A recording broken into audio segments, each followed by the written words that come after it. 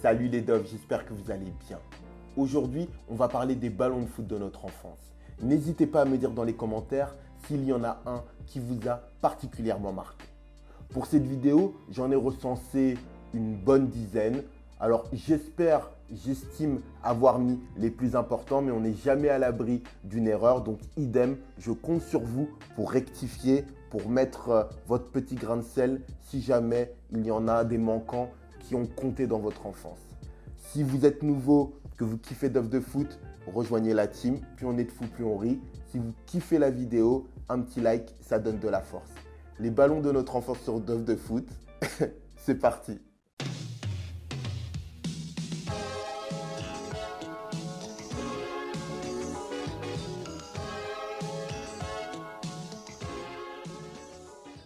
Pour le premier ballon, je vais en grouper 3.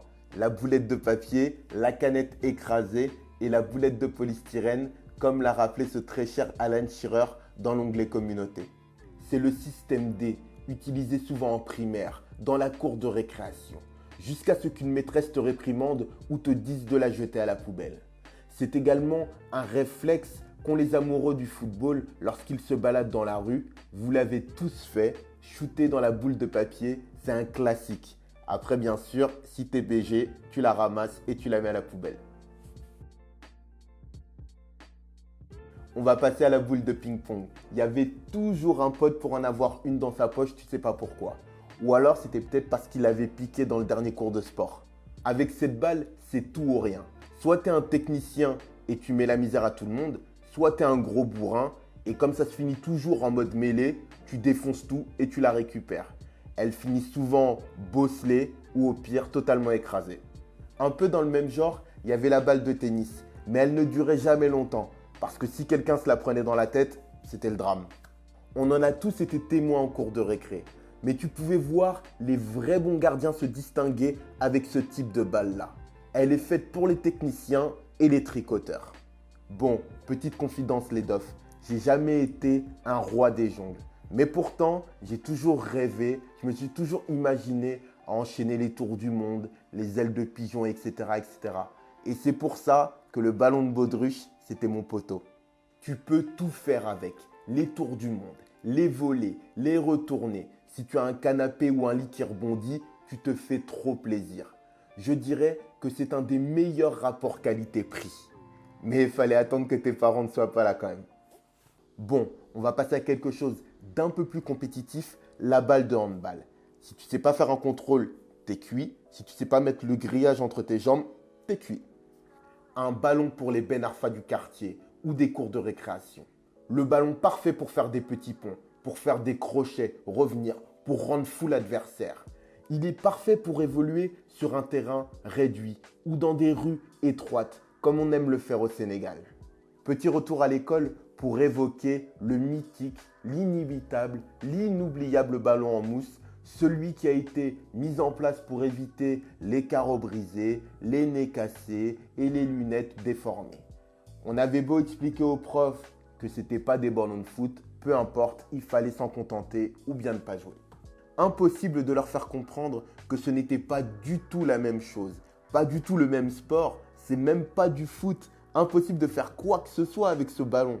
Certains marchaient dessus pour ne pas se le faire prendre et comme dirait Jérémy Lobé, quand elle était pleine d'eau, c'était l'enfer. Une véritable éponge. Bon, on va passer au ballon blanc qui te faisait rêver.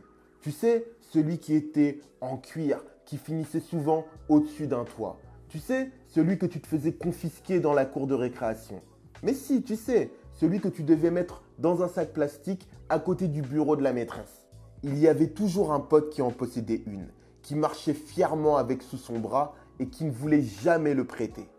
Souvent, il n'était pas bon et il exigeait d'être le chef d'équipe, de choisir en premier, peu importe le résultat du chou-fleur. Mais si tu voulais jouer, c'était le deal. Le problème de ce ballon, c'est qu'on y jouait sur le bitume et c'était pas fait pour ça. Il s'usait très vite et puis tu vas le chercher en permanence sous les voitures. Comme Rémila Méziane le rappelle très subtilement dans l'espace communauté, si tu reçois ce ballon une fois dépecé dans la tête, t'es cuit. Delido, un autre abonné le mentionnait, comment oublier les fameux ballons corner en couleur. Inoubliables, inimitables, irremplaçables. Ces fameux ballons corner, de couleur, pas chers, qui te donnaient l'illusion d'être le ballon parfait. Tes parents pouvaient te faire plaisir à moindre coût. Ils n'étaient pas trop durs, tu pouvais te prendre pour Roberto Carlos et taper l'extérieur du pied, et tu pouvais parfois jouer avec habileté et discrétion dans le salon avec. Par contre, si tu cassais un vase, c'était fini pour toi. Mais c'était quand même de bons souvenirs. On va passer au ballon Keepstar. Tu sais, le blanc que tu retrouvais souvent dans ton club de foot par dizaines dans le fameux sac là. Souvent trop gonflé, il était simple, blanc, un poil austère, un petit manque de chaleur. Mais ça sous-entendait que tu passais aux choses sérieuses. Pour cadrer ton tir, tu devais doser de manière assez subtile. Il fallait t'appliquer sous peine de voir ta frappe transformée en pénalité de rugby. D'autant qu'il faut le rappeler, en tout cas c'était le cas pour ma part, les terrains étaient vraiment bosselés. Il me reste 2 ballons. Le premier, c'est un mythe. Et je ne sais même pas s'il existe parce que je ne l'ai jamais eu entre les mains. Mais j'ai toujours rêvé et j'en ai des frissons. Vous voyez là, il y a mes poils qui se hérissent. Rien que d'y penser, c'est le fameux ballon blanc et noir dans Olive et Tom. C'est celui que tu aurais aimé considérer comme ton meilleur ami. Tellement beau, tellement parfait, à la fois simple, gracieux et efficace. Un ballon que tu as envie de caresser, avec lequel tu as envie de courir dans la rue. Bref, si toi tu l'as déjà eu, fais-moi signe dans les commentaires. Pour conclure, il y a le ballon des professionnels. Tu sais, c'était celui que tu voyais à la télévision et que tu retrouvais parfois, par miracle, sous ton sapin de Noël. Que ce soit une réplica, un vrai, un demi-vrai, honnêtement, peu importe. Pour ma part, j'ai eu celui de la Coupe du Monde 98. Je dormais avec. Oui, je dormais avec. Magnifique. Je scrutais chaque trait, chaque nuance de couleur, chaque relief. Je ne voulais même pas jouer avec dans le jardin pour ne pas l'abîmer. J'adorais l'odeur du neuf. Et puis finalement, un jour tu craques. Tu joues dans le jardin avec. Il est sale, la flemme de le laver. Et puis, malgré la mise en garde de tes parents, tu décides de l'emmener à l'école. Il commence à s'effacer. T'as la rage, on te le confisque. Tu finis par l'oublier sous le préau et on te le pique. Les doves, j'espère que cette vidéo vous aura plu. N'hésitez pas à me dire dans les commentaires quel est votre ballon préféré. Si vous voulez vous abonner, rejoindre la team, vous êtes les bienvenus. Il y a un Instagram qui a été créé, Dove de foot, géré par Dylan, un abonné. Il fait ça très bien. C'est vraiment complémentaire de la chaîne YouTube. On y met des sondages, des petites anecdotes sur l'histoire du foot, des maillots, enfin plein de trucs. Je vous dis à bientôt les doves.